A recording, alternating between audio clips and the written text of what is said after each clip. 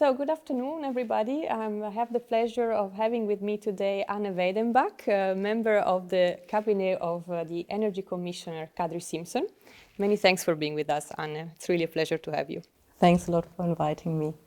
So, as you've worked in the cabinet of Ms. Kadri Simson in the last 5 years, and you have witnessed, to say the least, a crucial moment for the energy sector in Europe. So what have been the hardest times and what have been the most rewarding times? And is there any particular achievement that you are proud of? Yes, indeed. It's true. We had very turbulent times, and I think it's all for us that the hardest moment was when Russia decided to invade Ukraine, and on top then, as a result, to weaponize also our energy for their purposes. So, but it was also a moment where we were reminded what makes us strong, which is to act committed and in unity. So I think this was one key moment for all of us. And at that time, the Fit for 55 package was already proposed and was negotiated. And we could see that all the structural improvements we were suggesting as a Commission would help to have structural improvements, but not at the time when it was really needed. So I think we started with a very, very good basis with the Fit for 55 package, and then my personal involvement there was to work first on the EU Safe Energy campaign, so to find really the short-term measures that could cut further the gas supply from Russia. And one of the key areas was the review of the Energy Efficiency Directive and the Energy Performance of Buildings Directive. As said, they were proposed, but we were considering how we could even be more ambitious. And the rewarding moment was when the co-legislators agreed to revise upwards the energy efficiency target, but also a strong energy performance of buildings directive. And I think it's rewarding for all of us because it really sealed our commitment in one, ending dependencies to find more reliable partners, but also to work on further on climate change or protection for climate change. And so this was a rewarding moment. And just to add one more, it's you can see in the energy efficiency world, a lot has been changed towards how to fight energy poverty. And this is also a key moment for fighting for more equality, because most of the people in energy poverty are those who are in big energy needs, but also those who are discriminated in other areas, so such as women or elderly people or single parents.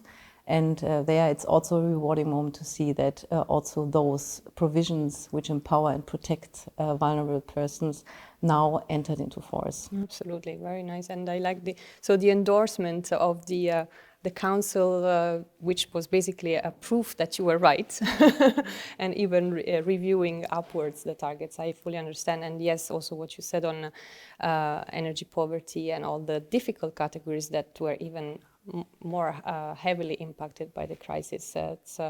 I'm sure that the actions of the Commission there have been even more appreciated, no, by these categories. So really good. I would like to ask you, because you are in a, let's say, very special position, you see things from the cabinet. What's your impression? How has Europe managed these difficult times? Do you think Europe is leading by example, or what are the challenges that Europe might come into in the next years?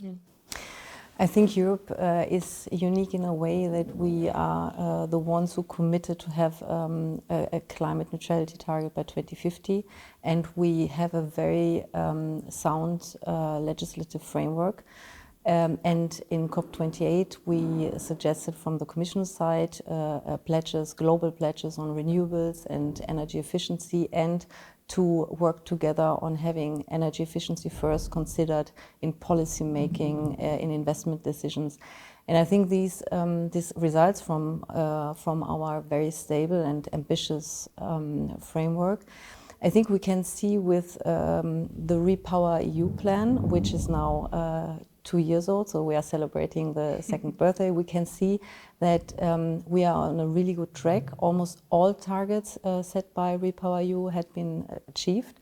And what I just saw recently in the communication from the Commission was, for example, that in 2023 we produced more electricity from solar and wind than we did from gas. So I think this is a big achievement and result from our commitment. However, I think what we need to do in future is, and in the near future, is really to focus on the implementation of the existing framework.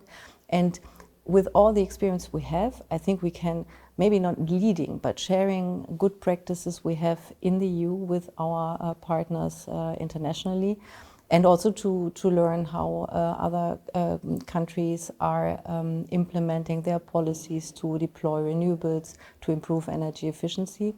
And I think this is what we can be really talking about publicly.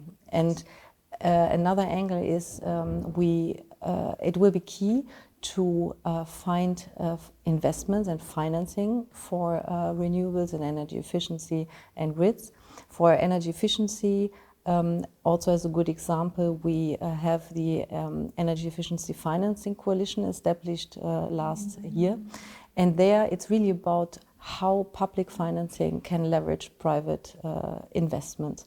And this is also one good example we can present to partners internationally. And extremely talked about, I would say, lately, how to trigger investments. You are an expert of energy efficiency, as we already understood from this conversation. And we were just discussing earlier that the directive on energy performance of buildings has just entered the official journal. So could you tell us a bit more about this, the provisions that it includes, and how do you think it will be playing a big role in the decarbonisation? Maybe I start with the second part first, because it's always important to keep in mind why we are doing it. So buildings is the single largest energy consumer and also responsible for a huge amount of energy related emissions.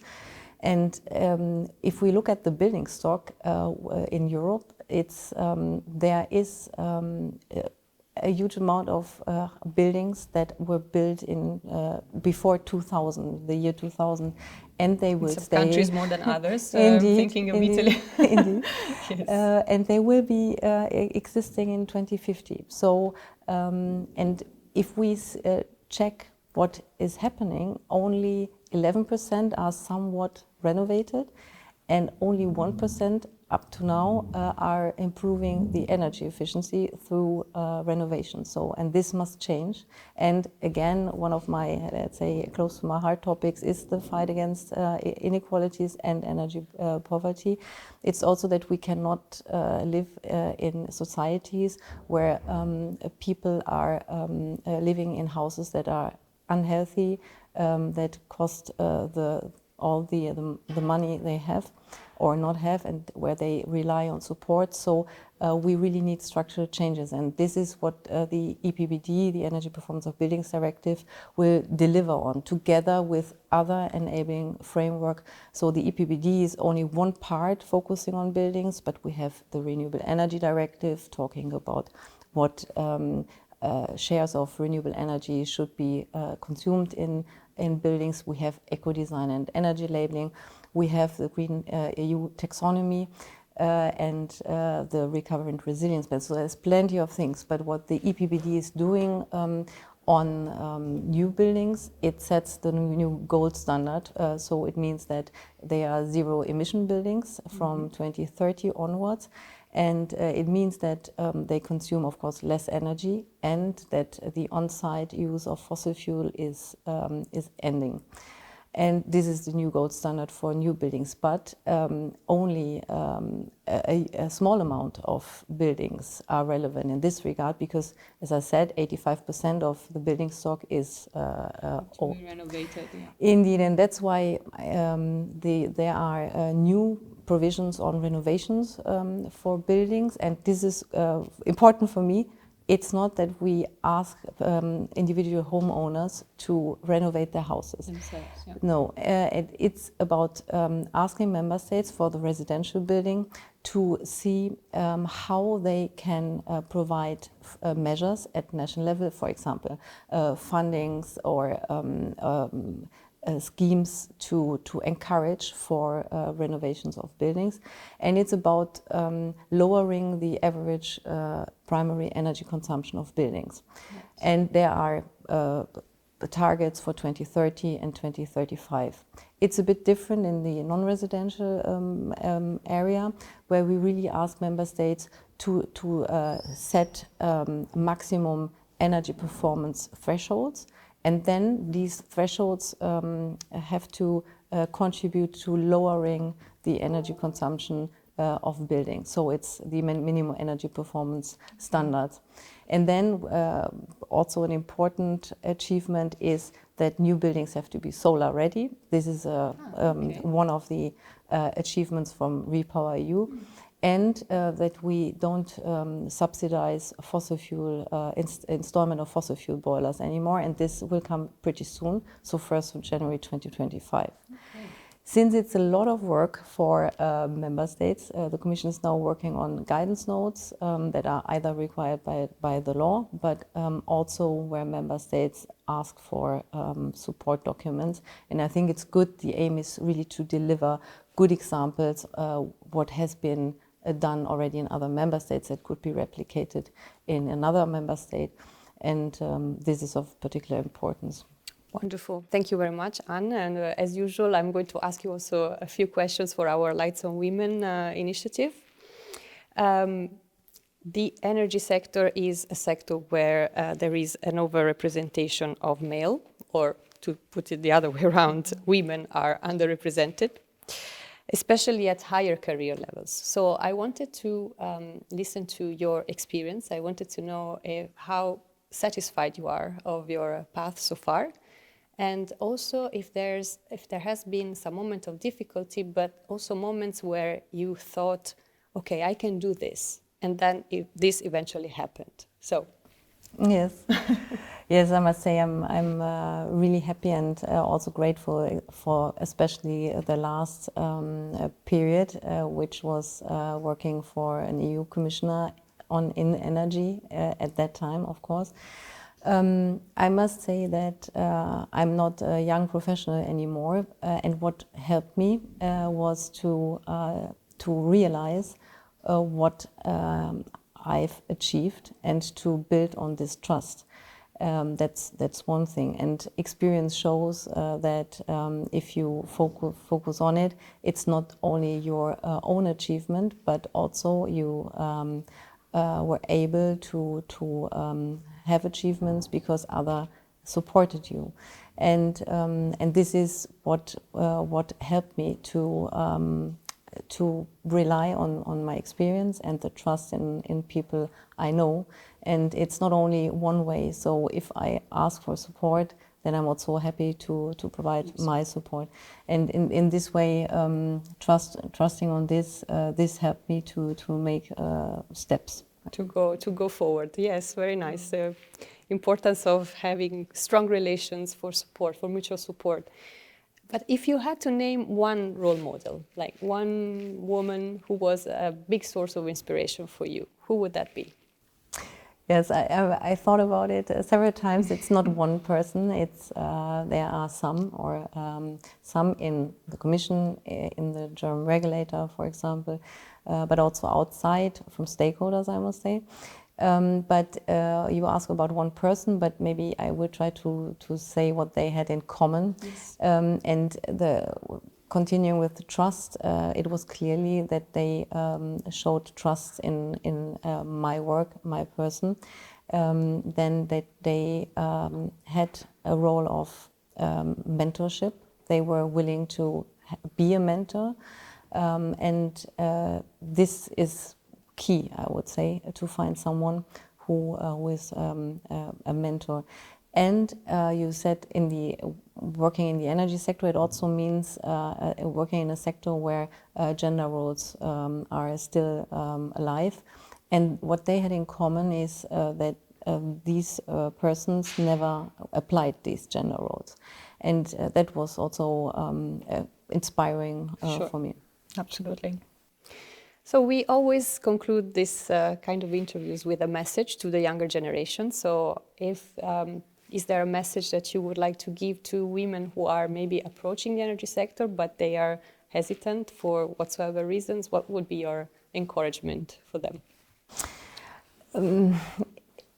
I think don't doubt too much. You are wonderful as you are. And I mean it in a way, there is not one fits all personality, but each team or organization needs a variety of skills. And this is one key message. The other one is studying is important, but creating networks is equally important. And I mean also outside the usual professional life. It's really important to spend time with other people, listening to them. And I think that would be the other one. And then last thing is to speak up in a way. If you don't share what you wish to achieve, you can hardly find a mentor, and you will not find supporters. So I think it's even if you don't have a clear idea, but to speak up what is your current idea and of possible avenues. And maybe with talks you will find someone who will help to clarify your thoughts or even give you more inspiration how it could work. So speak up in both senses, but more in a way of speak about your dreams and you can achieve the dreams. Great. So many thanks, Anne. It was really a pleasure listening to you, and thanks for sharing your insights with us. Thanks a lot. Thank you very much. Thanks.